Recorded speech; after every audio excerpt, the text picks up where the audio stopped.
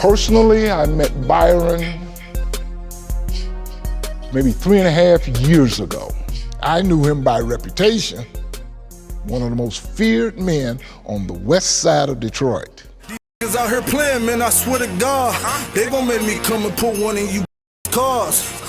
Or better yet, man, and I swear to God, I'll to your crib in your front yard.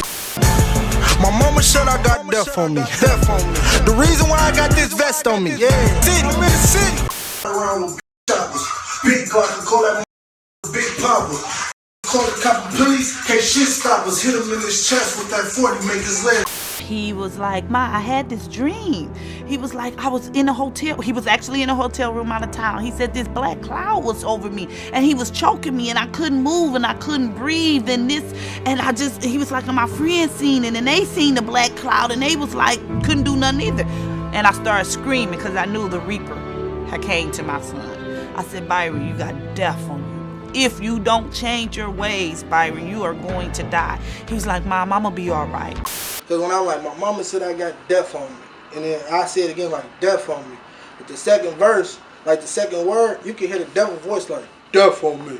I'm like, what the f*** the studio? Like, did you put that effect in that voice? He's like, no, I ain't do that. I thought you did that. I said, man, no. He said, I can't sleep, I can't eat. Whenever I lay down, this thing is appearing to me. Now, if you're asking me, do I know what that figure was? Religiously and biblically, I think the death angel was on his track. Hey yo, squad, what's the drill? Hip-hop has lost some of its most prolific and promising rappers to beef. Street dudes get on the radar to make it big, but the streets is like a chain they can't break. One case has stood out in the untimely death of Dex Osama.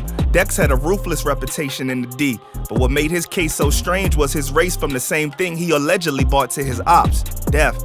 Dex Osama saw the Grim Reaper and was haunted with dreams of him coming for his life. He heard voices in his head. He was fighting demons that ultimately claimed his life, no matter how hard he tried to regain control of his mind, body, and soul.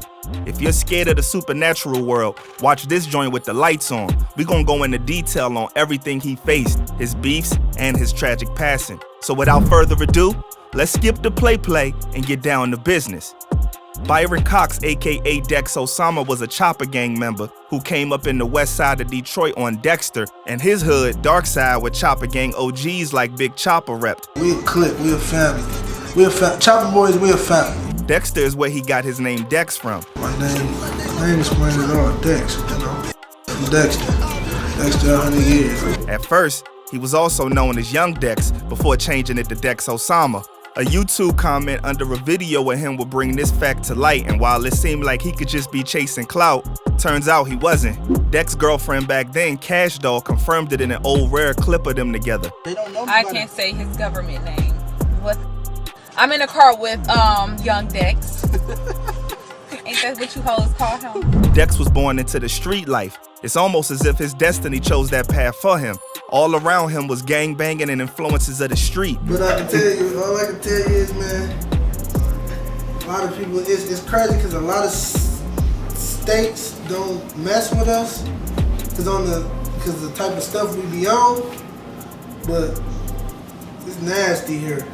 And if you can make it here, you can make it anywhere. I ain't gonna lie to you. Everyone he looked up to was living a life on the edge, and even as a kid, he understood the hood lingo and mentality. If that wasn't enough to warp Dex Osama's young mind into a life of a gangster, his uncles Ronnie and Chico were savages in the hood as well that had a reputation for being ruthless. See, his uncles is respected, known.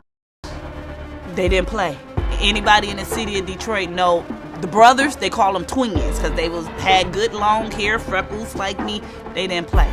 They if they rocked with you, they rocked with you. If they didn't, you better hope you don't cross their path. Dex's mom noticed the influence his environment had on him before he was even a teenager. He would gravitate to gangster movies like Paid in Full. Dex would hear his pops rapping a particular song. The words that stood out to him was, "My son is a thug," and he started writing rhymes. Dex started writing rhymes about topics that even stunned his mother. Those raps would soon become more than just lyrics depicting others around him, but his own life. Dex Osama suffered 2 heavy losses that sent him down a dark path with demons weighing on his shoulders. His uncles Ronnie and Chico would lose their life to gang violence. They were like older brothers to Dex, and he went off the rails. Care for his life was gone, and he simply acted out of anger and hatred. Chico got murdered in 2009. About 2012, Byron was just out of control. Like I told you, he had just lost all faith now. I think Byron at that time felt like he had to step up and be the man of the family, but he really didn't know how because he looked to his uncle. While he was consumed by the darkness brewing inside of him, his young brother Deucey tried to go down a better path focusing on school. You know, Deucey graduated. I walked across stage, received his high school diploma. He didn't have one felony. As Dex was terrorizing the streets, hip-hop tried to sidetrack him from where he was headed and save his life. Dex always messed with the music, but not seriously. But one day in the studio with his homies GT and Babyface Ray, he freestyled a verse on the track Thousands and took off. Dex Osama went on to drop bangers like Crime in the D, Boys in the Hood, and Chopper Freestyle. Dex was like an 80s rapper vibe with his own modern style. It was something fresh out of Detroit and was taking over the airwaves. Things went international when he dropped the track Clean Up Man. The track brought good news and bad news. The bad news is that he was rapping about his life and it was gruesome, gory, and violent. And we all know what that energy brings to rappers. But on the good news, it caught the attention of Philly GOAT Meek Mill and Detroit star Dage Loaf, and his life was changed. Dex was being flown to events like South by Southwest, meeting celebrities and seeing a whole different side of what life could be if he left the streets behind. Why not? So I went up to Meek room. He was still up. I asked him, like, you got a minute? Can you listen to this dude from my city? He wants you to hear his music bad. He's like, all right. I played it on my phone, YouTube, and he like played it over 3-4 times, and he was liking it. Then he was on his way out, but that street life had a hold on bro. It was all he knew since a youngin'. Dex would be in the trenches with the chopper, even pulling out poles, busting off real shots while rapping. It was crazy that wild life he was living.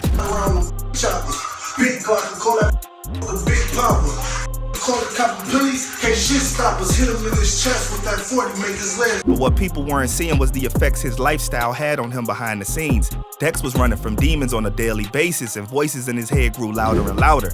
Dex was tormented by something coming for his life, and he turned to illegal substances to escape that reality. Dex was fighting for his life for real, literally. And fans began to take notice in his music as he started expressing what he was dealing with, the devil and demons coming for his soul. You can hear it mentioned in one of his tracks, Chopper on the Side of Me. Play if you want to, bang out your frame. Put the beam on the chopper, put the fun. What it do? The chopper go 0 to 100 in 1 minute. But the story of what he was facing came out fully in his track Death on Me. What fans didn't know was that the bars "My mama said I got death on me" was inspired by real life events. My mama said I got death on me. The reason why I got this vest on me. His mom recalled the night her son Dex called frantic about seeing the Grim Reaper coming to get him. And she knew it was the devil seeking his soul if he didn't change his life. Yes, he called me one day crying. Not really crying, but I hear the panic in his voice. He was saying, you know, mama, this man, I couldn't breathe. He was standing over me. And I listened to him, and then I said, son, you got death on you. That was the Reaper who came.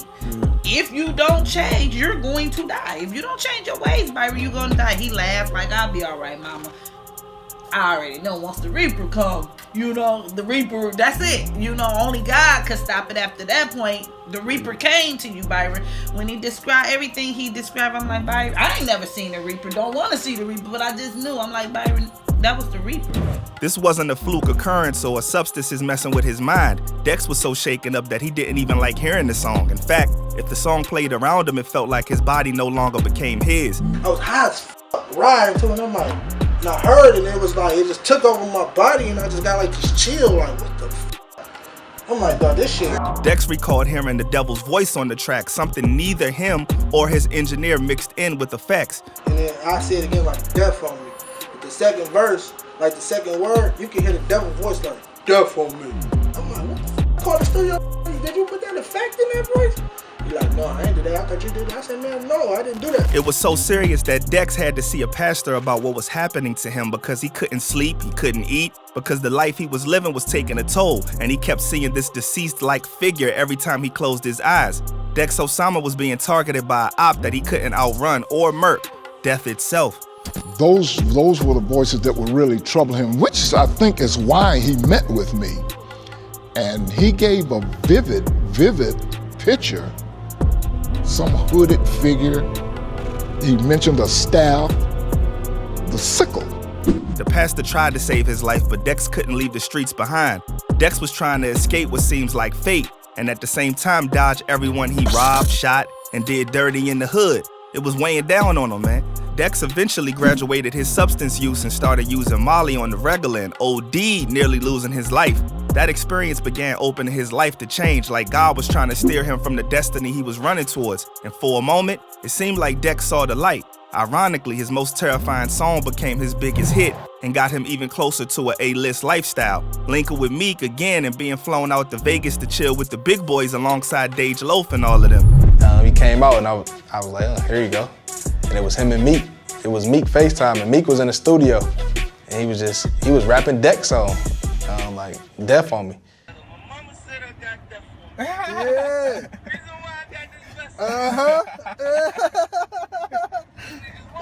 Come get me. His fame was skyrocketing and it seemed he was moving on from his old lifestyle to focus on music.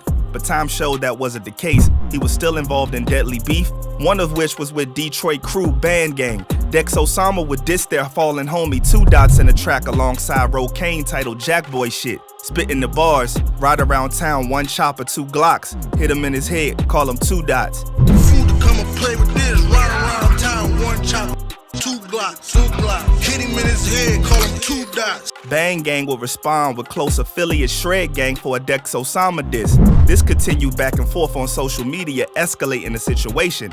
Dex had an out through music, but he just couldn't leave the streets behind and his demise was creeping closer and closer. Remember that diss by Bang Gang and them? In the line they referenced the time they hit up Osama's whip, knocking his treasured chopper out of his hand. A different person on the neck, he trying to catfish.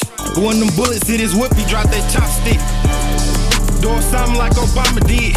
I got 10, that's for whoever knows. Dex would seem to confirm the situation when he confided in a homie after an accident with his whip being shot up, and it was clear as day the lifestyle was dragging Dex into insanity. And one time he came through the projects. I haven't talked to him in like a week. And when I seen him, he shook my hand, he was shaking. And I'm like, what's up, man? He like, there's bullet holes in his car. He like, I just got to a shootout. But even that couldn't stop Dex. In fact, he linked up with Shy Glizzy and made a song about it titled Hoes. Dex was losing control quickly and surely. Not being able to follow a purer path, the Grim Reaper finally caught up to the rapper. On September 7th, 2015, it was time for Dex to leave this world. According to reports and his girl that testified against his killers, I just heard a shot, everybody was running to the bed, out the doors, Dex Osama would get into an argument with a group of dudes over his girl. She was a dancer at the Crazy Horse Adult Club they were at that night. Bandana G, a close homie and collaborator on songs with Dex, broke down what happened on the surveillance footage that night that led to Dex's life being ended. Shorty got asked for a lap dance by dudes Dex knew. Dex wasn't having that kind of disrespect and poured champagne on her, then let off shots in the club, sending everyone scattering. His girlfriend at the time, she used to deal with a guy who hang with the guys who party it was that night. And he used to drop her off, you know, she was dancing at the time. He'd drop her off at the club and come back and pick her up. This particular night, he knew who party it was, so he actually, well, I'm gonna go in. Dex went outside to dip, letting off a shot in the air. Then while arguing with the guys with his pole in his hand, another dude reached over and shot Dex in the chest. A full-on shootout broke out with cops collecting around 25 shells. Dex would dip to a gas station where he lied bleeding out, saying the last words, "I can't breathe, I don't want to die." Dex would pass away upon arrival at the hospital. 2 people have been shot, one of them fatally outside the Crazy Horse Club. We are told that this started as an argument over a woman. Right now, 2 men, 46-year-old Otis Davis and 31-year-old Dietrich Odoms, are the ones responsible for Osama's passing, allegedly. Otis faced numerous charges, and Dietrich faced charges of assault with intent to kill, possession of a firearm by a felon, and felony firearm in connection with a deadly shooting. Sadly, just a year after losing Dex, his moms had to grieve over losing his brother and her son Deucey. In an interview, she explained Deucey put the beats on the old head and he couldn't handle the embarrassment and came back taking Deucey's life with the pole. He actually got murdered over a fist fight. A fight. It wasn't he done something to you, he robbed your family, he did something to your mother. It was literally over a fight. The older guy couldn't take it. You came back and shot up, where he was at. Dex Osama made it through hell, but his soul was haunted. Even if he tried to leave the life behind and break free, his soul got snatched just 4 days after meeting the pastor to try to get his life right. You know what I'm saying? Wow. And my pastor spoke on that. And 4 days later, Byron was murdered. Dex was speeding and didn't know how to slow down. He lived his raps until he wasn't living anymore. He was as real as they come, but was cursed. Some say by karma. R.I.P. to another one gone too soon. And I think there's something we could learn here. Everybody doing this demon and low vibrational talk, but there's real repercussions for that in life. So y'all don't forget that the spiritual world is very real, and the tongue is mightier than the sword. So when you out here living your life, man, never forget eventually you're gonna need some type of spiritual foundation and base, no matter what it is. I ain't here to judge. I'm just giving y'all a little bit of life game. Y'all can thank me later. So there you have it. Thanks for kicking it with your boy. Appreciate the love and support. I'll catch y'all when I spin back round for the next vid. And remember, stay smart, stay alert, and stay real. I'm out, y'all.